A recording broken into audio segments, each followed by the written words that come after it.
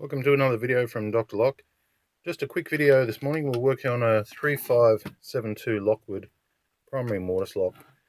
This one is interesting. When I put it on the door, I didn't realize, but when I put it on the door, I didn't realize the way, like very rarely have I ever had a problem with this lock. This one here, you might want to check some of your batches. This one here, as you can see, it's got no handle holes. All the handle holes are all been blocked off. So that's here and here. Main ones here and here, all blocked off, which is very unusual. You can see they're actually on that side there. So most standard footprints would normally use is this one, this one, this one, and this one. So it looks like just a bad batch. I've never really had a trouble with a Lockwood 3572 before, but this one I'm going to have to put a drill it through this side to knock out these little indents here.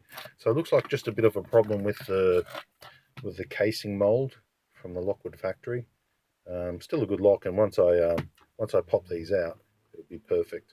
But if you've got any Lockwood 3582s, best to just check them, especially if you're going out to customers, because if that's like that and you can't fit the handles, they're definitely going to get a return.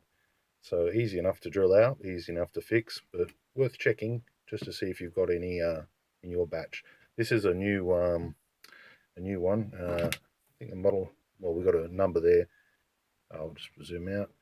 30G14 3570 series. No other batch number or anything along those lines. But yeah, no handle holes today. Unusual, first time, and just sharing it. Okay, thank you.